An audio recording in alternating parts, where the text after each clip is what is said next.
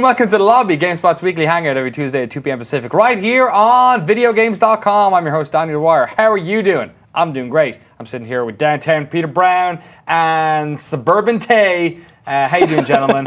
How was your weekend? I don't know how to... All right. Suburban Eric would like to say that it was a fun-filled weekend for me. I watched a lot of EVO. 2015, it was a lot of hype, a lot of emotion. It was draining. Just like not even playing, just watching it, it was draining. And yeah, that was kind of my weekend. Yeah, so when did EVO start? Friday. Okay, and it ran all weekend, as I could see from my Twitter feed, because there's people freaking out and posting GIFs and pictures of Jamie Lee Curtis and stuff. For the people who don't know, for those who don't watch EVO, so what is EVO? It's been around forever now, like 20 years or so? Almost, yeah. It is the premier fighting game tournament in the world. I mean, people from all over Japan, United States, anywhere, you name it, they show up to play games like Street Fighter 4, Mortal Kombat is in there, Marvel vs. Capcom 3, just all sorts of stuff. Even Catherine. Guilty Gear, Catherine. Yeah, Catherine. The single-player love game. There is a head-to-head puzzle mode, I think. Okay. Something like that, yeah. I missed that segment, but... I missed it too. But it's cool. Yeah, so everyone comes in, plays, big prize pool, big amount of spectators. I can never tell because it always seems to be in that same room. Is it in that same room every year? I don't know if this... So the venue is a venue that was picked from 2 years ago. It was at Bally's. It is a ballroom, like you said. It looked kind of more jam-packed this year. It looked standing pretty in the back filled. Like stuff. if you look at it there, you see it, and that's just the front of the house, and it's just packed. Like, it's packed. It's packed full of like the people who are super deep into the fighting game community. So there's like no fair weather fans. It seems like at these events, like everyone's going crazy. I mean, like no one speaks English. It's all colloquialisms. They're all talking about footsies and zoning. But I mean, it's kind of like. There are multiple big tournaments during the year, but this is kind of like the Super Bowl. This is like the BlizzCon of fighting games. This is like the E3 of fighting games. This is where everyone that's been training all year, like this is the big one. If you win this one, it's like you get the prestige. Yes, you get, the prize money has been going up steadily in the last couple of years, but it's more about the prestige of saying I was the EVO champion of said game. And that's really the big deal there. And that's how you get all the sponsors to give you money to wear their logos on your shirt. Right, because, and also you get a bunch of, there's a lot more press, it seems, at least in terms of us, like the mainstream non-fighting game community press seem to like hone in on this one a lot more. And because of that, there's also a bunch of announcements that tend to happen at this that maybe wouldn't happen at other fighting game events. So what is some of the stuff that came out of EVO 2015? There's that new Street Fighter 5 character. He's like a mix of Blanka and who else? He looks real weird. Maybe like I don't know, like an AWOL, but not really, because he has a command grab, but like that's like me saying that he's like AWOL just because he has one command grab isn't really fair. But what's his name? He's like Seth. He's like Seth. He's like Seth and Blanka. Okay. Anyway, do you remember his name? Nikali? Yes. Great. Yes. Great pull. I didn't want to butcher it. I'm pretty sure that's right. Which is Aztec for battle, I believe. Sure. That's what I'm bringing to the table. That's all I got. I mean, no one speaks Aztec anymore, so why not? Look at this nonsense. He looks like that, what was that Ninja Theory game? Heavenly Sword? Yeah, it looks like Heavenly Sword lady. There is apparently like an anime or comic or manga or something that has a guy that looks very similar. Oh, really? Yeah, with the hair and everything, Jesus. Yeah, red threads. I don't know. He looks like somebody you'd see at the Gathering. Anyway, he's coming. When is Street Fighter 5 coming out? Next year. Yeah, they're saying March? I don't know if they have a date for 2016, but they've unveiled the beta plans, I think, for like phase 1, 2, and 3. They kind of have like rough dates. The first phase of beta is actually Thursday, 23rd? 23rd, yeah. All right, well, they're going to be dripping out announcements. We also saw a new game from Seth Killian. I saw you posting footage of this on Monday morning. Tell us a little bit about it. Yeah, so we both played a bit of it. It's called Rising Thunder. And, you know, if you're just sort of watching it, it looks like Street Fighter 4 with robots. It has the same sort of animations, a lot of the same move types, and even camera movements during super moves. But what really sets this game apart from any game you could compare it to is the fact that move lists have been sort of reduced to simple inputs. So every special move is just done with a single button press, right? You don't have to do a quarter circle forward and then a button. And the thinking there is that what makes a fighting game so interesting, especially to watch and to play, is the mind games that you play, right? Like thinking you know what your opponent's going to do, or duping them into thinking they know what you're going to do when really they don't. So that element is retained, but by simplifying the move list, they make it so that pretty much anyone can get in and start playing and not be discouraged by the fact that they don't have 6 months to train and learn a single character to learn that one move and make sure you get it every time. How do you think the fighting game community has reacted to that? Because there is sort of like there is a wonder and a prestige in like having that like high level of play. Like I loved it when I played CS a lot, that it was a difficult game. That if you're just some like FPS scrub and you came in and started playing CS, you got your ass handed to you. I think with the people who are there are people who are complaining about this game, but I think they're missing the point. It's that yes, a specific move may be easier to pull off, but when you're going up against somebody who understands the characters and the system so well, just having that made easier isn't going to make you a winner. You still have to learn to use those moves effectively, you still have to learn to combo, and you have to learn how to read your opponent. So yeah, there are people complaining, other people are intrigued and interested, but the biggest problem I see with this, and the reaction to the article I wrote, is there is no local versus. Oh, right, really? It's online only, and that's because some of the things they've designed, if you see the meter down on the left, that's your cooldown, so you can't spam those one-button specials. Right. So that prevents that. But if you were to be playing against another player, you could see their meter, and that would give away when they're able to do their move again. So by playing online, each player has their own meter, they can't see their opponents, and that creates interesting matchups. But that's happening at the cost of local competition, and that's kind of weird. That's like, unusual. why couldn't they just take that stuff out? Does this game have microtransactions? Forcing people online? No. Well, so it is free to play. There are microtransactions, but no gameplay is hidden behind it. Okay. It's only cosmetics. But yeah, I mean, the game is still really early. They're taking alpha signups right now. All the character models, like apart from maybe 1 or 2 textures I'm seeing, aren't textured. So the game is going to continue to look better. There's going to be a lot more characters announced and released. And yeah, I mean, I actually think this game is a brilliant move. I don't know that the fighting game community is going to really rally behind it, but I think it's a good step in the right direction to open up fighting games to a larger audience. For sure. It doesn't seem like it's stepping on anyone's toes necessarily. Yeah. When is Rising Thunder out? Are they given any inclination? Probably next year, right? Well, the alpha is going to start, I think, in a couple weeks' time. Okay. And then from there, it's just going to be an evolving thing. It's not really coming out necessarily. It's just going to be growing. Cool. Looking forward to seeing more of that. Getting back to EVO, we're used to celebrities jumping on the video game train and saying, yeah, I play video games. Will Arnett into his video games. He actually, I think, co-produced that Max Hazard game, which was pretty terrible. Yeah, awful. But over the weekend, we saw some sort of bizarre news that not only was Jamie Lee Curtis found talking in an interview last week about how much she loves Street Fighter, but her and her entire family cosplayed to EVO. Yeah. Is that not the weirdest thing you've ever heard for like celebrities at an event? I think to turn up at EVO. It's only weird that because she's a celebrity. Right. Okay. I don't know. I think part of it too. It's weird because, well, like on the face of it, it's weird because she's a celebrity, she's a woman, and because she's not young either. You know, there's to me, she doesn't fit the what we would perceive as the normal fighting game fan, or at least what I would. Maybe it's my own bias that's coming into play here. I mean, yeah, because she's so popular, it's a good representation of people in different demographics showing up. But I guarantee you there are plenty of people who don't fit the standard demographic that are there that aren't getting the attention. Right, yeah, of So course. cool, Jamie Lee Curtis, that's great. But if I'm honest, like I don't know, I'd rather see the other faces who are there that don't already have that celebrity behind them. Pretty cool that you decided to cover her face up so she could actually enjoy the I mean, fights. the cosplay was there to kind of hide the fact so she could just enjoy it and not have to worry about it. So she had fun. One thing she might have enjoyed is a particularly funny early celebration. Eric Tay, I've only seen a short YouTube of this. Could you give us some sort of context?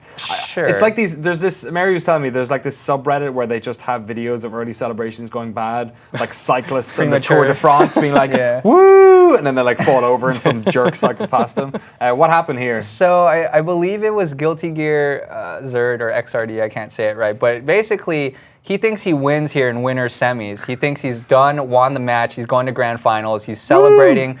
He's excited.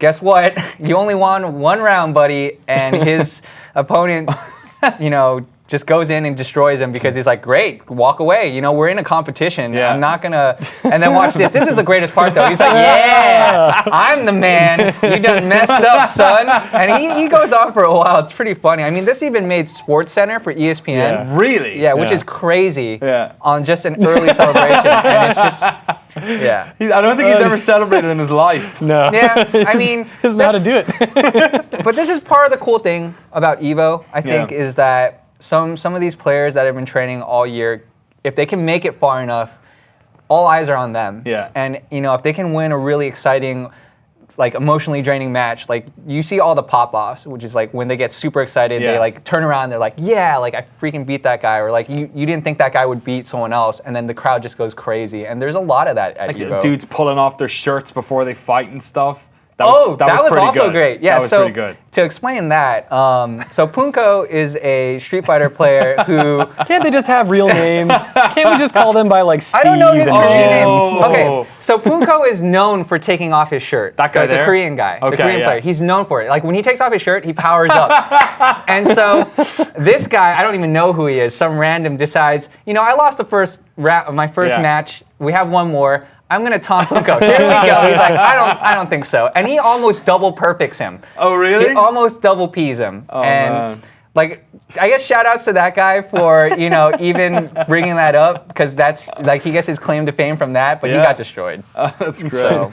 There's a certain, I really enjoy that sort of fun one-on-one, like, boasting. It's kind of like UFC or boxing where people are just up in each other's faces. And in so much of esports, it's like, so regimented and boring. Like you got your Dota team over here and the other guys over here, and don't look at each other's screens. Yeah. And whereas in this, it's just like two people, up against each other, and but that's sort of whatever goes. Just go back to Rising Thunder. What you're describing right there is what made fighting games so much fun. Like they were born in the arcades, strangers facing off against each other, like rubbing elbows, like celebrating and seeing that like either you're a loser or feeling that victory over that person you just crushed. Yeah. I don't think Rising Thunder is going to be able to capture the essence of that, and that is what makes fighting games so good. Sorry to dial that back, but that's, I think, what makes EVO so exciting, is that you do have this intimacy when it comes to combat. Excellent. A bunch of those videos are available on various YouTube channels. I know Street Fighter channels have them up. And Capcom has Fighters them up. has their stuff. There's a couple of other smaller organizations that have them up there as well. I'm sure EVO's channel have as well. Yep. So if you have any... Actually, do you have any suggested matches or like tournaments that you particularly enjoyed? You were probably watching Street Fighter a lot, right? I watched most of them. I would say Street Fighter for sure was just crazy this year. The whole top 8 and some of the matches leading up to that were just all very amazing matches, just emotionally draining for me. Like a lot of them went to the 5th game, and II versus Nemo, watching PR Rog almost beat Nemo. So there's like a whole bunch of, like, just watch top 8 Street Fighter. If you're into Street Fighter at all, like, there's a lot of good matches there. Awesome. Suburban Tay, appreciate you coming on as ever. We'll let you get your ass back to Suburbia. Peter Brown, you stick around. We've got to chat about Shenmue in just a second. But before that, Tembo. Has anyone actually played this yet? Mm-hmm. You played it? Is that any good? A little bit. Yeah. Yeah? If you like platformers, yeah. Trailer looks real weird. It looked like it was super budget, and then I kept watching the trailer, and I was like, oh no, this is like really well animated. Yeah. Is it fun? It's done well, yeah. Yeah? Yeah. Did we give it a review? I don't think it's been reviewed yet. No? No? I don't think so, no. Yeah? Yeah? No? No. All right. Huh? Let's check it out.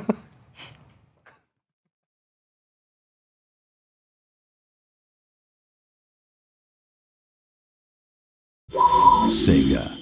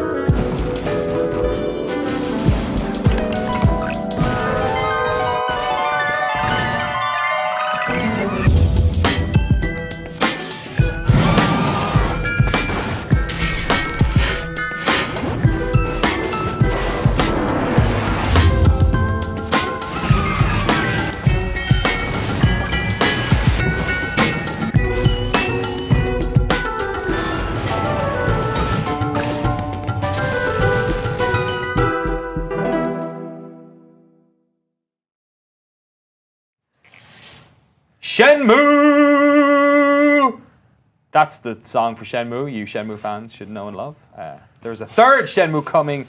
Yu Suzuki can't put a good man down. Peter Brown's here. Kevin VanOrd for your hi. penultimate lobby appearance. My Like, penultimate. no, It is it's my ultimate. ultimate. It is your the ultimate? last. Oh my goodness. It is my last lobby Technically, appearance. this will be a breakout Well- that people will be split into two. I mean, maybe you'll have me back. But don't worry about it. Maybe as writer of a video game. I can hope. We'll talk about that in a little bit. Sure. But first of all, I want to talk to you about Shenmue. Shenmue 3 kickstarted $6.2 million, making it the highest supported Kickstarter in the video game space. It's in the top 5, I think, otherwise. 69,000 people decided to throw money at this. I was one of them, and I don't know why. I got did caught up in the too. moment. I did too. You did too? Because you want to know why? Yeah. Because I wanted the physical PS4 version, and they're not guaranteeing it's going to come out outside of the Kickstarter in a physical way. How on much PS4. was that? What? It's only $60. Oh God, I only gave them 25. I guess I'm getting the PC version. Wah, wah. I've never played a Shenmue. I think I might have played like 50 minutes in like a video game store when a Dreamcast was just hooked up there. You did back in the day, and Kevin, you have like I in have the past recently. 2 weeks. So Yes. I can't wait to talk to you guys about this. Peter, what was your experience, or what do you remember your experience playing Shenmue was back in whatever 99 or 2000? Yeah, so I did play a little bit recently, but going back, it was a game that was so much, especially on consoles, so much more open, and it gave you the time to explore things and walk around this town that felt like a little town. But of course, it wasn't really that great of an experience, Right. and it wasn't necessarily believable. Everything was there, like the making of a little town, but everyone you spoke to, it seemed like everyone was playing a trick on you, where they all said the same thing, and like no one had their own personality. And it was just a really kind of like awkward game in a lot of ways. Did you feel free Yeah, to right? do what you wanted? Free? Is this even a term people use anymore? No. What did it stand for again? Free reactive eye entertainment, maybe? Something like that. It was basically the idea of making like what we would consider an open world game Right. now. Like a world where you are free to do things which don't necessarily impact on the story. Right, but with a convoluted Japanese acronym. Right. Yes, exactly. So, what is the sort of moment-to-moment play in this game? Because I know you obviously had to like have your job, and then you're also like trying to find the those eyes. quest, and you're like talking to people, lots of conversations, lots of quick time events. What were you doing moment-to-moment in Shenmue, Peter? So you're doing a lot of investigating. So you go around, you talk to people who hopefully have information that will help you find the person who murdered your father. There's a lot of hope in that sentence there. Yeah. Everyone you talk to knows you, so you constantly hear, "Oh, hello, yo." I'm sorry. And the voice acting is so painfully bad, and I really appreciate what that game tried, what Yu Suzuki tried to do with that game. And granted, he was doing it at a What the time. fuck? So yeah, you can play arcade games in Cool. Shenmue. So yeah, the stuff he was doing at the time, it was like commendable that he went to those lengths. And obviously he's Yeah, going to totally. stumble when Yes. this is something he has no basis for reference, for. But Yu Suzuki as well was originally an arcade developer Mm-hmm. as well, so going back to his roots there. yeah, But yeah, you were saying like it was a sort of it was almost like breaking new ground, like the open world as it Yeah. were was a whole new thing. So a lot of people say that they didn't use the voice acting, that they used the sort of Japanese stuff and had it translated. Did you have any experience of doing that, or had it subtitled rather? no, I never had a chance to play it that way. I wonder if they'll, the new one's been translated to a bunch of different languages as well. But first of all, before we talk about that Kickstarter, Kevin VanOrd, you went back and played like 2 weeks ago? I did. Shenmue is on that list of like games of shame. Right. Like that list of games that you feel like you should have played and never did. Yes. So I started playing it, and it's quite an experience, I'll tell you. I think oh my God, how did you dug this up? They went to my Twitch channel and stole my content. I did not approve of Look, we this. still owe you your content until Friday. Oh my God, you're so right about that. In fact, we own this because you did it when you were on our employee. So here, Also those pants. oh, right. So here's me sitting in my home playing Shenmue. Thanks, guys. How are you playing this, first of all? I was playing this. I'm playing on emulator. Okay. So yeah. We'll not talk too much about that, I suppose. But this I'm playing on emulator, and what was really interesting to stick out. I mean, from the very beginning, from the very opening, cutscene. And I'm coming this with eyes from now, right? I didn't play this in the day. I don't have the nostalgia built around it. And so I'm coming from from the point of view of somebody in the future from this game. And so much of it was so painful. Just the opening cutscene It's weird because it means to be dramatic, and I've never played a game that wants to be dramatic like this, and yet is so utterly devoid of actual drama. Like it's just weird how even the opening cutscene. One of the most confusing things to me when I even started. There's a couple things that I think are really funny. Go for it. One is the opening scene. It snows and it rains. Okay. In the opening cutscene, and maybe Peter can shed some light on this. Is this I for don't everyone? understand why it snows and then it rains. Okay. And then later on, when you warmer. talk to people, they talk about. Some people say, "Oh, the night that it rained," and other people's like, "Oh yeah, it snowed that night." And it's like, did it do both? Did they change it from snow to rain It's at some called point in sleep. development? So here it's snowing. Look, it's snowing, but then it lightnings and it rains at some other point. It was very confusing. And then when you talk to Grandma at some point, she's like, I have to keep busy because otherwise I just get depressed. And I love Rio's response, which is basically like, "Oh, that's just like you, Grandma." Always depressed. Always depressed. That's good old Grandma for you. Get back on your meds. She just wants to kill herself. No biggie. So is there a certain amount of like maybe lost in translation happening here? Or? Oh, for sure, because the English translation and the voice acting are just awful, I think, even by any standard. And yet, it's funny because I want to keep going. Yeah. I kind of want to see what happens next, even though I feel like I'm going up to just a bunch of weird people. Looking for sailors. Look, I haven't gotten to that yet. no? I'm still looking for people that are, I'm still talking to people saying, "Did you see men in black driving a black car?"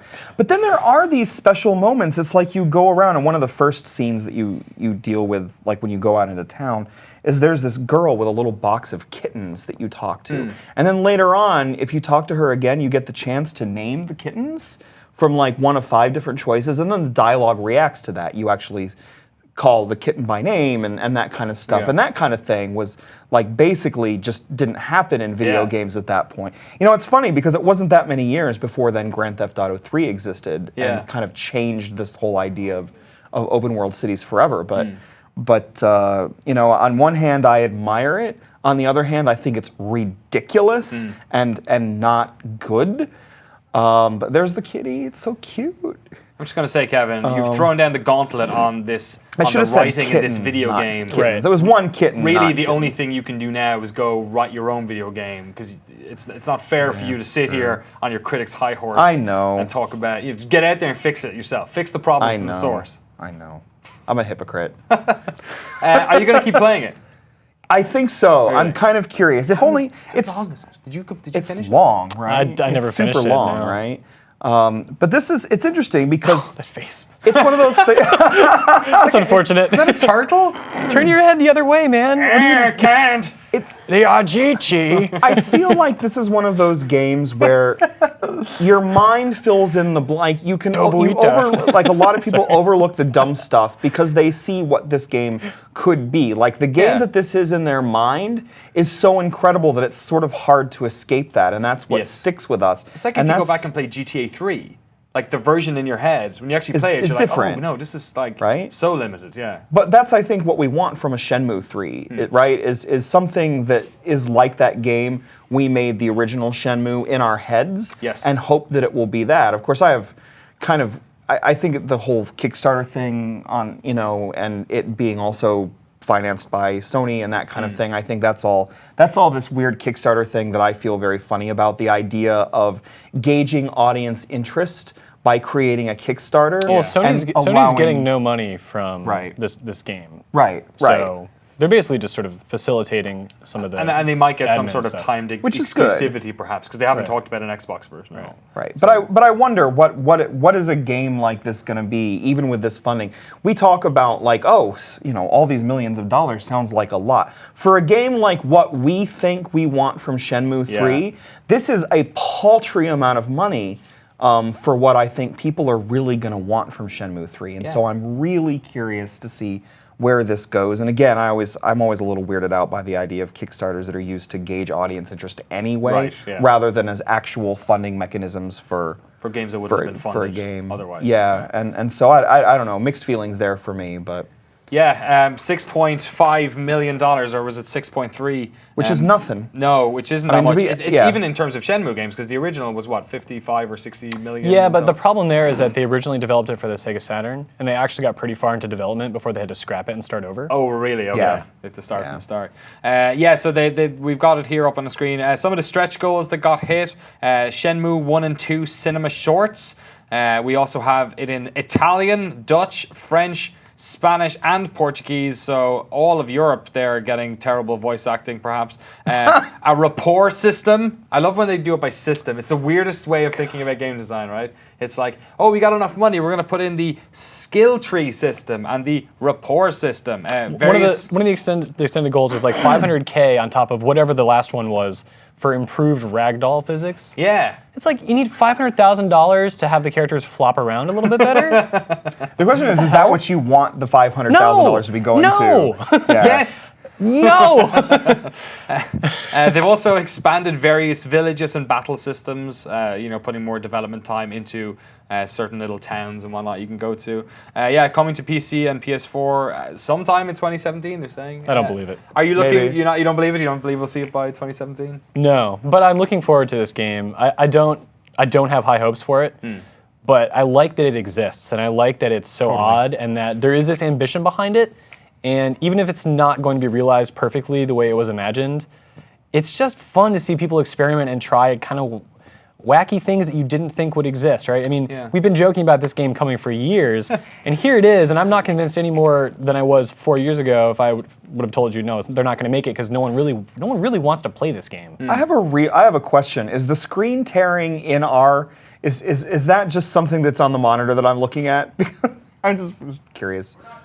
We're not okay, sure. they're not sure. The jury's out. So I was sure. like, is that a giant screen tear in the game? If they hit Anyway, 7 sorry. million, then we're going to get rid of screen tearing. Oh man. Yeah, it's part of it. I'd just take the ragdoll to go to like a consistent frame it's rate. I'd be Unreal fine with Engine, that. so you should just be able to kick around dead bodies, right? If we know anything about Gears of War. Yeah, that's how it works. I love kicking That's where around I dead build it, bodies, especially in Japan. And All right. sometimes even in games. Yes, Yeah. nice one. That's why we keep you on board. Yeah, I'm known for my funny. Yes. That dick joke that was on before we went live as well. That was pretty such a good dick That joke. was a really good dick joke. Oh man. You did. Yeah, it was really good. I made a dick joke? Yeah. When did I do that? You could do another one in a second if you Oh want. man. All right, stay tuned for more dick jokes. Peter Brown, Kevin VanOrd, thank you very much for talking about Shenmue. We'll be back in a second. First of all, a trailer for Nest of Vipers. I'm stuck in its nest. Rated M for mature. Your Grace, you've been such a busy little handmaiden. You're not above using people to get what you want. Good.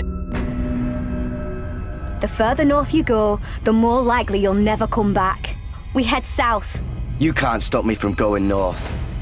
Let me guess. You're in a very precarious position. A new day is born in Marine. If it isn't Beskar, the Basilisk. Pit fighters. No rules but kill. We are artists who paint in blood. That was yesterday. You're all free now. We don't know who you are until you bleed. Walk with me, Roderick. It's very important you see what comes of disobedience. I've done what I've needed to do.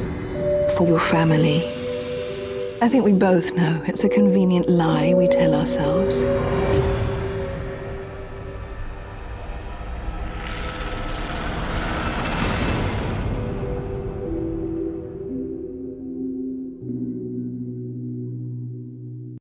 Since September 2006, Kevin VanOrd has been writing for GameSpot.com, but sadly, all good things must come to an end. Kevin, you are leaving us at the end of this week. I am. On a brand new adventure. I am. First of all, before we get a little bit nostalgic, can you tell us about your brand new adventure? I can. I'm joining Tryon Worlds to be writing the English stuff. See, I write for a living, and so Yeah. I have a good command of words. I'm actually very verklempt and emotional the last few days. But yes, I'll be joining Tryon Worlds to be writing the English dialogue for their upcoming Korean MMO. Sweet. Which is called Devilian. So there There it is. can I say the game's name on air, or is that considered like a I think you already did. Yeah. Oh yeah. Okay. Yeah, don't worry about Can I it. get this? What are they gonna do? Fire me? So was this something you always thought you might do? Did you? I know your first love was writing about games, or at least it was back 10 years ago, 9 years ago.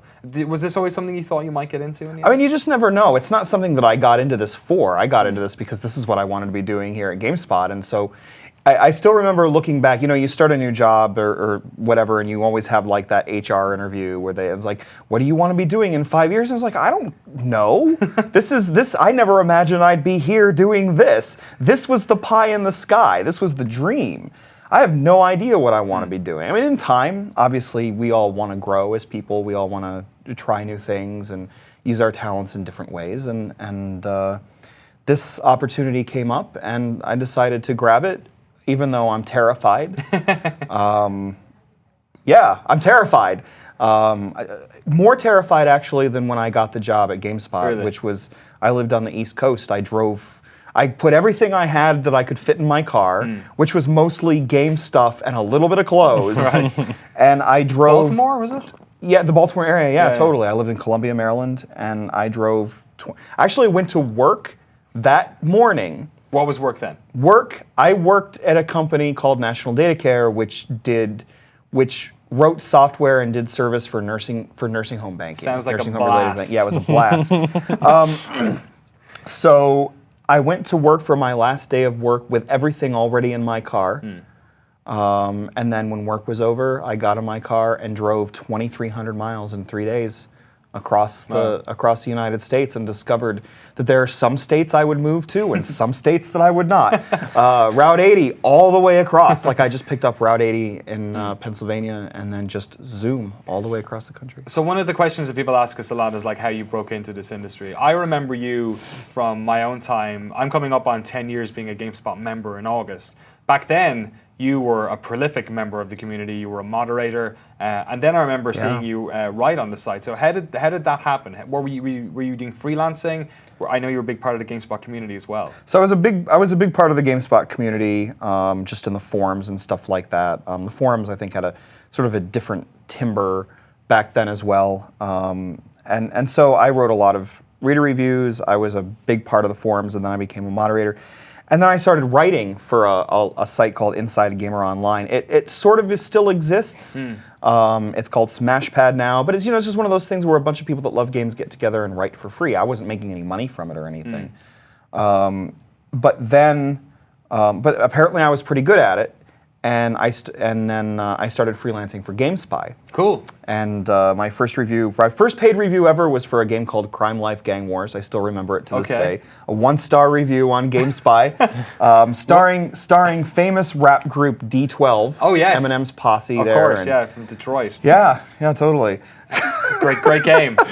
Clearly, it was terrible. Everyone it was an awful remembers. game. The highest score I ever gave at GameSpy was 3.5 out of 5 stars. Really? I did a lot of handheld licensed games. Okay. I think the best game I ever played was a PS2 game called Barnyard, based on the movie Barnyard. Which I've never heard of. Do you remember the movie I think it was called Peter? Barnyard. No. Right. But yeah, it was sort of yeah. Is that just what happens to like early Peter when you first started writing in the industry? Good, did you get all those dregs as well? Just like do freelancers just get the crap? I lucked out. Yeah. My first review is the Dreamcast for PC Magazine. So. Oh really? Yeah. The Dreamcast. The Dreamcast. Okay. That's pretty solid. When I first started reviewing here, I think the first one I did was Tekken 3D for the 3DS. Wow. Does that sound right?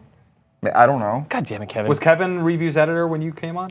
No. That happened like 2 years after. Well, at least that was like when it was officially. When you started, Justin Calvert was right doing that. Yeah. So what was your progression then through? Because you actually started, if I remember correctly, were you like organizing I started button in mashing community. or something? Not button mashing, like no. Tournaments or something? Tournament TV. That's what it was. So the way it happened was, I was doing all this stuff for GameSpy and freelancing. And I mean, I knew the GameStop. Yeah, I'm going to be one of those it's people now.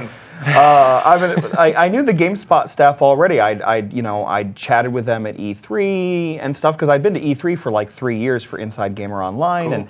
and sometimes we just chat and say hi. And I got this call out of the blue from Jody Robinson.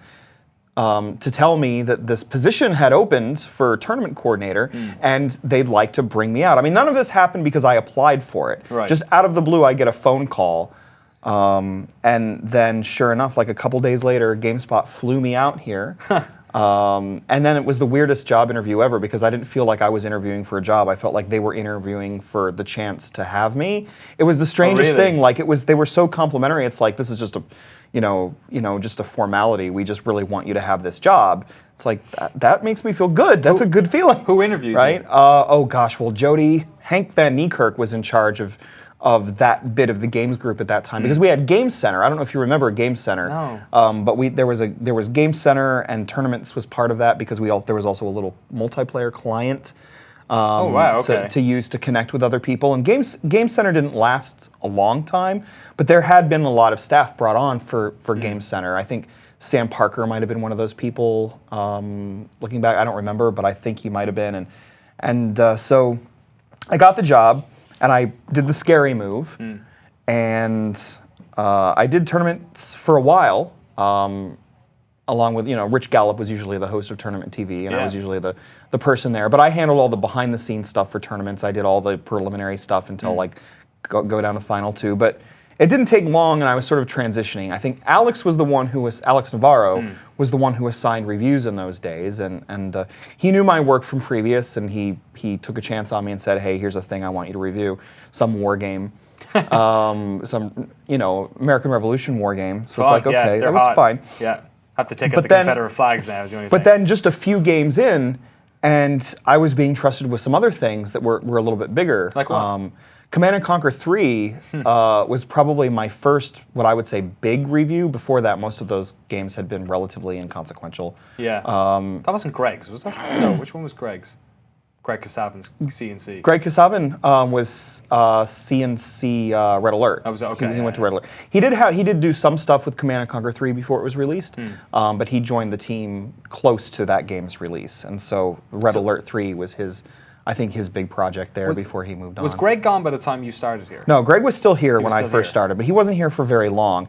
And then, of course, I was here for Gersman Gate. Yes, of course. The following year. So presumably, I know you're a massive fan of Ryan and Jeff and of course Alex of course, as well. Yeah, absolutely. When I first started here, can I share you a little story? I think I've shared this story before about Ryan Davis. The first time I saw him in person was when I think it was for the interview, not my first day. It was either my interview or the first day on the job.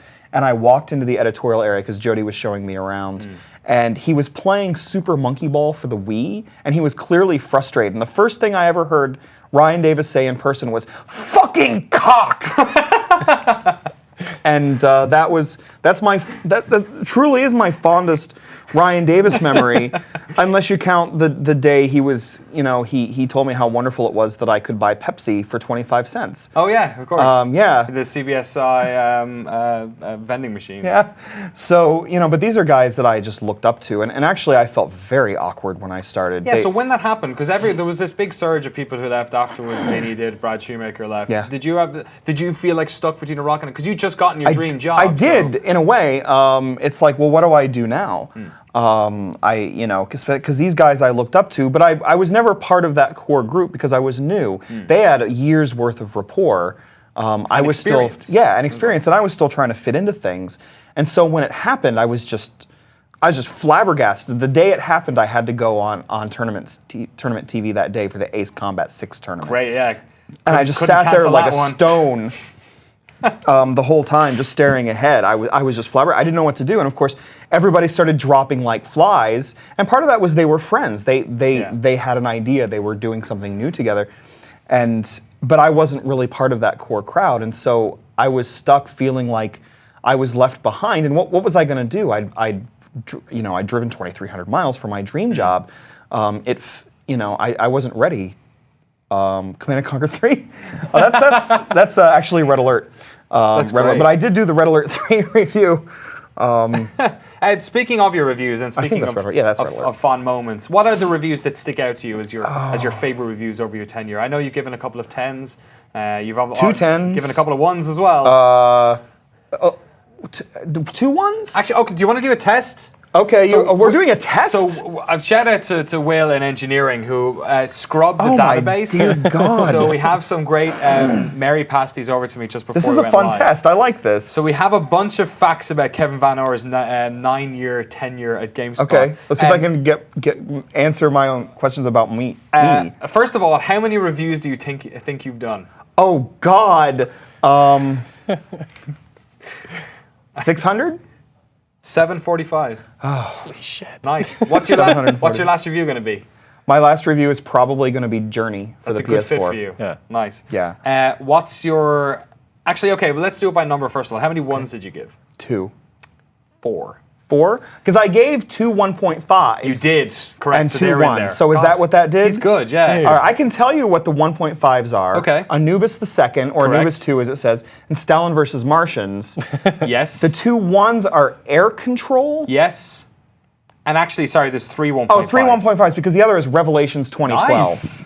Oh my Yeah, God. I remember believe these. you I remembered all remember this. these. Because Revelations 2012 is one of my favorite reviews of having written it. Oh, really? Not that the game was good, obviously, but it was fun to write that review. And your 2 10s?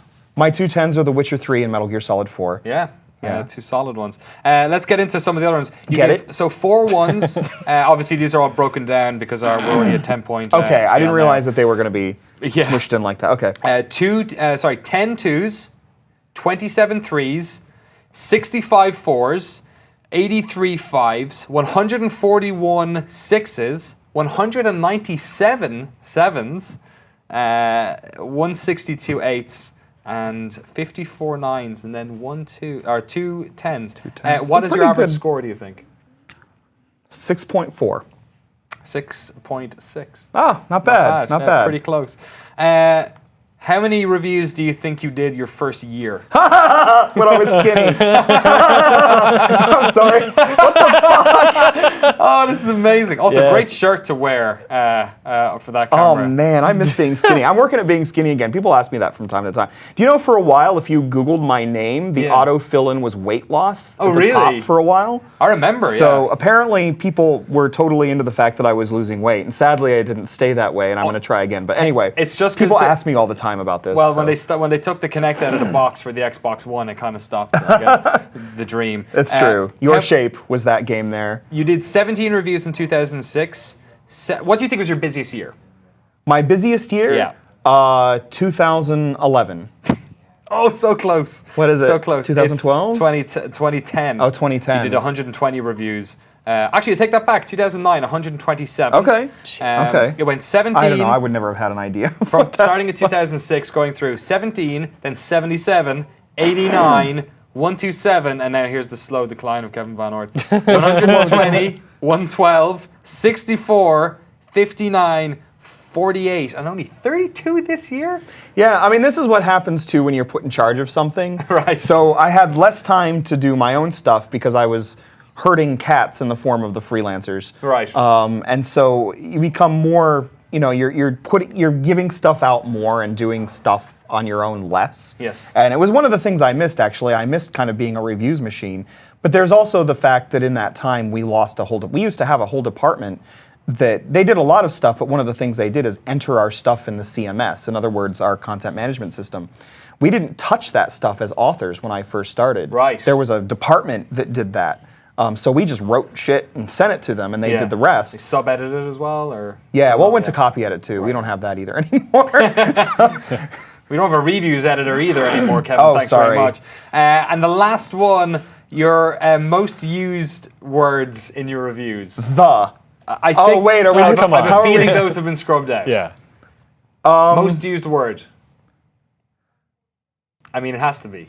Oh God, I hope it's not an adverb because I'm a staunch anti-adverb. No. I hope it's an adverb. What? I don't know. I have no idea. What Well, is the first one's game. it? Game. Oh well. Second one, think about your podcast. GameSpot. No, your Gameplay. Yeah. Gameplay was Play. the second. Play. Yeah. Play. 2 words or 1? Gameplay is 2 words or 1? Gameplay is one word in It's my one book. word? Okay, Yeah. so gameplay is not even here. Then you have action, adventure. These are all sort of This is the most close. boring cloud of Characters. terms ever. developer, series, shooter, story, fun, That's a good one. I'm not the enemy of fun. World. I love if I read this all out in one go, it's a really good sentence. Action adventure battles, character combat control, developer dragons effect, elements, enjoyable enough, entertaining, exciting experience, fans features feel, final flaws force fun, gameplay, give hours, and then 2 eyes together. So presumably that's for 2 or something. I don't know. Oh yeah. Keep levels, lot mechanics, mission moments, number offers. Online, original play. Powerful provides rather role-playing series. Shooter story, strategy, visual war world years. That reads like the back of a box of the best game ever. Kevin, before we wrap this up, one final question for you. What are the favorite moments for your time at GameSpot for you? What are the biggest moments? What are the moments where you thought, Jesus Christ, I can't believe I have this job? Oh my fucking God, I don't even know. There was a moment at, there are quite a few. One of them is sort of like meeting my own, like we all have those game heroes that we have, like game developers that we love, or industry people that we love, and getting to meet who I always thought of as sort of my idol was Ragnar Tornquist, who wrote The Longest Journey, which is my favorite game of all time, and worked for Funcom, who made my favorite MMO for a long time. Yeah. And The Longest Journey as well. But meeting him was certainly a highlight. That was a lot of fun.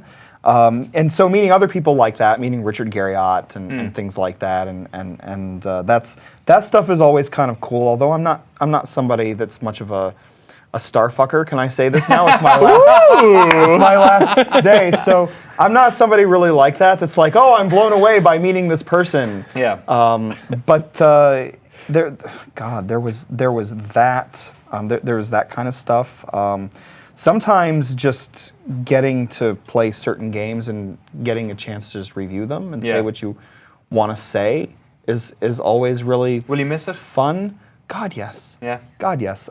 Like one of the, this is terrifying for me because I'm leaving something huge behind, something I worked, like I really wanted for so long.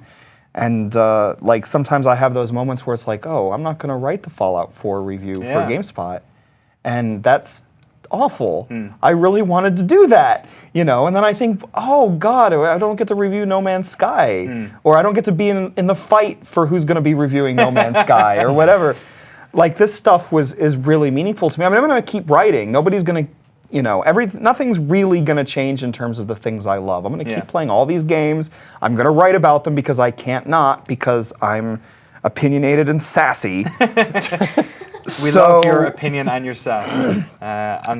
We've loved working with you, Kevin, over the past 9 years. Everyone's come here as well to oh my God, there's a bunch of people. Over, folks. It wouldn't be a GameSpot farewell without some sort of... Do I know all of you? Did you just like grab people downstairs to come?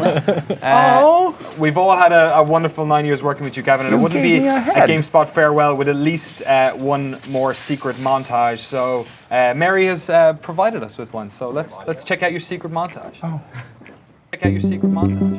Hello, everybody. Did you miss us? Well, I missed you. I am your host, Kevin VanOrd. Hi, GameSpot viewers. This is Kevin VanOrd. The charming as ever, Kevin VanOrd. Welcome, GameSpot viewers. I'm Kevin VanOrd. I'm joined by Justin Calvert and this mysterious floating brown box. Metal Gear Solid 4 Guns of the Patriots is likely the most technically stunning video game ever made.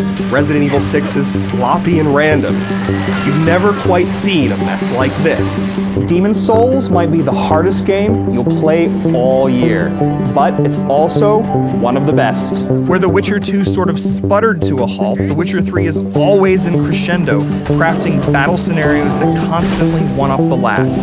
You could level certain criticisms at Mass Effect 3, but the flaws aren't too consequential in a game that does so much with so much elegance. So where'd the big boy go? He is up above me. Oh, there he is. Oh shit. Run! Look behind you. Young Kool-Aid Man should show up in this and it would be awesome. Oh yeah! There you have it. Played around in Unity and had the balls to charge people money for it. Do you know what it doesn't mean? Have I found Kevin's home street and sent us this picture? Wow. Oh, wow. You are coming down. I'm going to make sure that the game... Whoa, right on top of me. It's Friday. Friday afternoon. I'm ready for a nap. You're all terrible. All terrible. There are a lot of personal space issues in this office today. Dragon is killed. The body is falling down. And I am going to absorb his soul. Whoosh.